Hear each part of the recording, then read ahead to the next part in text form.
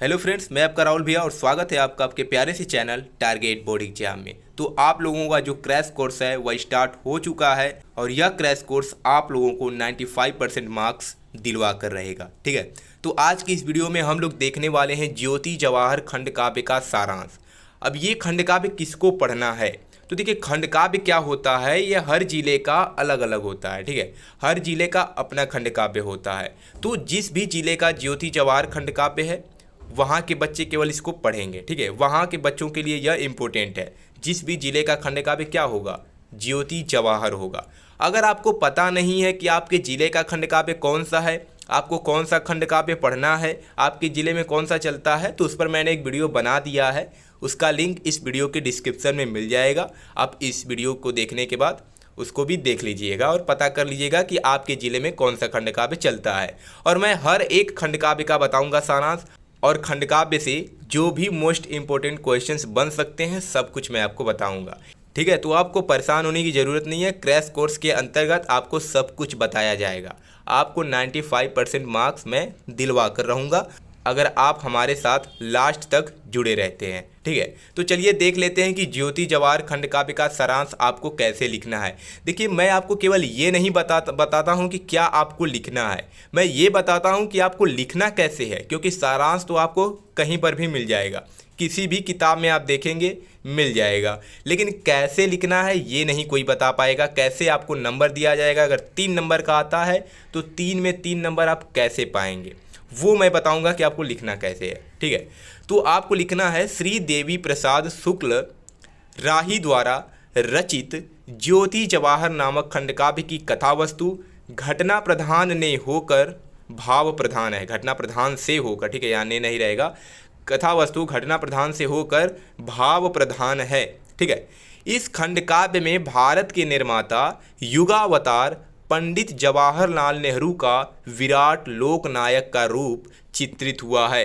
अगर आप इतना लिख देते हैं तो वह जो एग्जामिनर होगा वो आपको ऐसे ही नंबर दे देगा। ठीक है, क्योंकि देखिए, कोई भी चीज़ जब हम लिखना शुरू करते हैं तो हम जब इंट्रोडक्शन देते हैं उस चीज़ का, जब हम शुरुआत करते हैं, अगर वही चीज़ अच्छा नहीं होगा तो एग्जामिनर जान जाएगा कि आगे की भी चीज़ अच्छा नहीं ही होगा। लेकिन अगर आप शुरुआत में ही एग्जामिनर को इम्प्रेस कर देते हैं, ऐसे लिखते हैं कि वह इम्प्रेस हो जाता है, तो अगर वो चाहेगा तो ज़्यादातर परसेंटेज होता है कि वह पूरा न पढ़ करके भी आपको नंबर दे सकता है। ठीक है, बहुत ही कम चांस होगा कि वह पूरा पढ़े। इसलिए आपको शुरुआत बहुत ही अच्छे तरीके से करनी है। ठीक है, कैसे लिखना है? श्री देवी प्रसाद शुक्ल राही द्वारा रचित ज्योति जवाहर नामक खंड काव्य की कथा वस्तु घटना प्रधान से होकर भाव प्रधान है। इस खंड काव्य में भारत के निर्माता युगावतार पंडित जवाहरलाल नेहरू का विराट लोकनायक का रूप चित्रित हुआ है। ठीक है, आगे लिखना है आपको कि कथानक का प्रारंभ नायक में देवत्व और मनुजत्व के सम्मिश्रण से हुआ है। विधाता ने जवाहरलाल नेहरू की अलौकिक व्यक्तित्व का निर्माण अपनी रचना का समस्त कौशल लगाकर किया है। ठीक है, समस्त कौशल लगाकर किया है। कवि की भव्य कल्पना है कि विधाता ने इन्हें सूर्य से ज्योति, चंद्रमा से सुगढ़ता, हिमालय से स्वाभिमान, ठीक है, सागर से मन की गहराई, वायु से गति और धरती से धैर्य लेकर दिव्य पुरुष के रूप में रचा है। ठीक है, कितना अच्छा वर्ड है। देखिए, अगर आप ऐसा लिखते हैं तो वह नंबर दिए बिना रह ही नहीं सकते। ठीक है, तो वो आपको नंबर दे ही देंगे।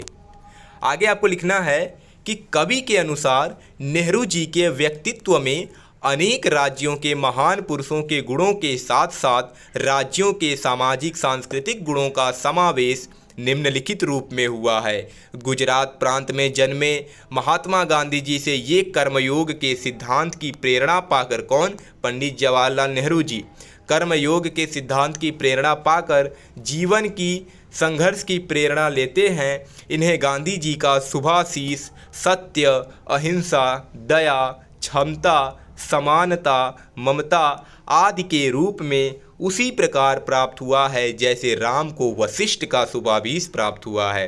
ठीक है, शुभाशीष प्राप्त हुआ है।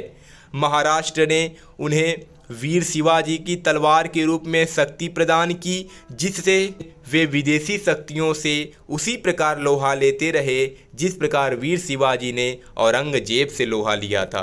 ठीक है। महाराष्ट्र ने उन्हें वीर शिवाजी की तलवार के रूप में शक्ति प्रदान की, जिससे वे विदेशी शक्तियों से उसी प्रकार लोहा लेते रहे जिस प्रकार वीर शिवाजी ने औरंगजेब से लोहा लिया था। आगे आपको क्या लिखना है, तो नेहरू जी ने राजस्थान से, ठीक है, नेहरू जी ने राजस्थान से संघर्षों में जीना सीखा तथा यहाँ के महापुरुषों से संकटों में अपने पथ से किसी भी प्रकार से विचलित न होने की शिक्षा ली। हल्दी घाटी की माटी वीर जवाहर को स्वतंत्रता पर मिटने की भावना देती है। ठीक है, आगे है उत्तर प्रदेश। ठीक है, क्या है, उत्तर प्रदेश अपनी कोख में वीर जवाहर को जन्म देकर धन्य है। मथुरा, वृंदावन, अयोध्या की गली गली में चर्चा है कि आज राम और कृष्ण ने प्रयाग में जन्म लिया है। उत्तर प्रदेश तुलसी की राममयी वाड़ी, सारनाथ में बुद्ध की उपदेश, सूर के गीतों का उपहार लिए इस महामानव का अभिनंदन करता है। ठीक है, वास्तव में संपूर्ण भारत ने नेहरू जी को अपनी सभी निधियां अर्पित की हैं। यमुना अपने संगम की राजा के अभिनंदन के लिए अपनी निधियों को न्यौछावर करने संगम तक गई हैं। अतः यह कथन भी पूर्ण रूप से उपयुक्त ही है कि ज्योति जवाहर के नायक के व्यक्तित्व के निर्माण में संपूर्ण भारतवर्ष का योगदान रहा है। ठीक है, ज्योति जवाहर के नायक के व्यक्तित्व के निर्माण में संपूर्ण भारतवर्ष का योगदान रहा है। तो अगर आप ऐसे लिख देते हैं पेपर में, अगर थोड़ा बहुत नहीं भी लिख पाते हैं, ज़रूरी नहीं है कि आप पूरा लिख ही दें। अगर एक सेंटेंस, 2 सेंटेंस, 3 सेंटेंस अगर आप नहीं भी लिख पाते हैं तब भी आपको पूरा मार्क्स दिया जाएगा, ये मैं आपको गारंटी देता हूँ, क्योंकि मैंने बहुत ही अच्छे तरीके से लिखा है। अगर आप ऐसे शब्दों का प्रयोग करते हैं, अगर आप ऐसे सेंटेंस का प्रयोग करते हैं तो आपको पूरे मार्क्स देने से एग्जामिनर जो है अपने आप को रोक नहीं सकता। ठीक है, तो एक बार इसको नोट कर लीजिए और इसका PDF में मैं आपको प्रोवाइड करा दूंगा, लिंक डिस्क्रिप्शन में मिल जाएगा। तो अगर नोट बनाना चाहते हैं तो नोट्स इसका बना लीजिएगा और इसको 1-2 बार पढ़ लेंगे तो आपको याद भी हो जाएगा। देखिए, रटने की ज़रूरत नहीं है, इसको समझिए, एक कहानी की तरह समझिए कि आपको याद होता जाए। ठीक है, अभी से इसको देखते रोज़ देखिए, ऐसा नहीं है कि आज रिविज़न कर रहे हैं तो कल नहीं करना है, इसको प्रतिदिन देखना है। अगर प्रतिदिन देखते रहेंगे तो आपको याद हो जाएगा। तो ये था ज्योति जवाहर खंड काव्य का सारांश। इसके बाद मैं अन्य खंड काव्य को भी बताऊंगा, जैसे तुमुल खंड काव्य हो गया। ठीक है, तो सब कुछ आपको बताया जाएगा। और हाँ, जिस जिले का है आप देख लीजिएगा, उसके हिसाब से आप अपना नोट कर लीजिएगा। ठीक है, चलिए मिलते हैं नेक्स्ट वीडियो में। धन्यवाद।